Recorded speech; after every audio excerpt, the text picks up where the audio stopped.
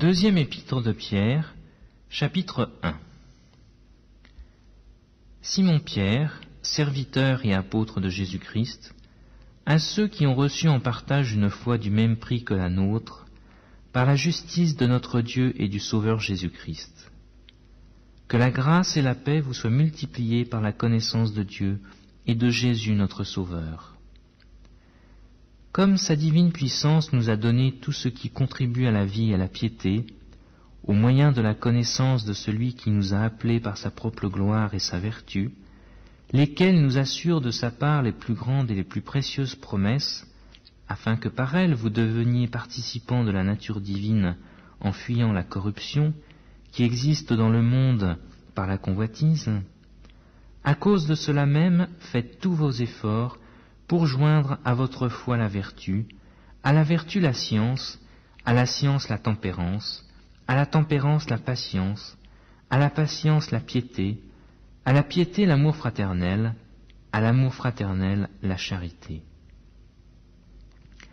Car si ces choses sont en vous, et y sont en abondance, elles ne vous laisseront point oisifs ni stériles pour la connaissance de notre Seigneur Jésus-Christ.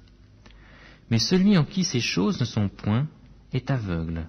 Il ne voit pas de loin, et il a mis en oubli la purification de ses anciens péchés.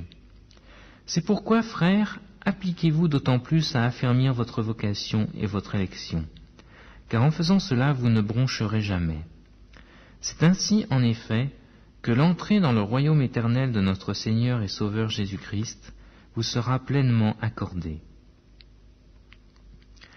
Voilà pourquoi je prendrai soin de vous rappeler ces choses, bien que vous les sachiez et que vous soyez affermis dans la vérité présente. Et je regarde comme un devoir, aussi longtemps que je suis dans cette tente, de vous tenir en éveil par des avertissements, car je sais que je la quitterai subitement, ainsi que notre Seigneur Jésus-Christ me l'a fait connaître. Mais j'aurai soin qu'après mon départ, vous puissiez toujours vous souvenir de ces choses.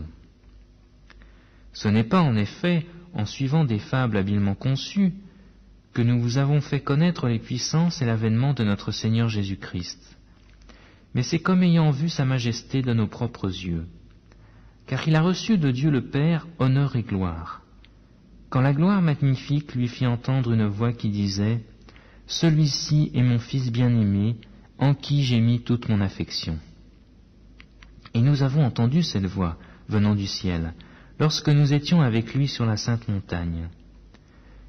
Et nous tenons pour d'autant plus certaine la parole prophétique, à laquelle vous faites bien de prêter attention, comme à une lampe qui brille dans un lieu obscur, jusqu'à ce que le jour vienne paraître et que l'étoile du matin se lève dans nos cœurs.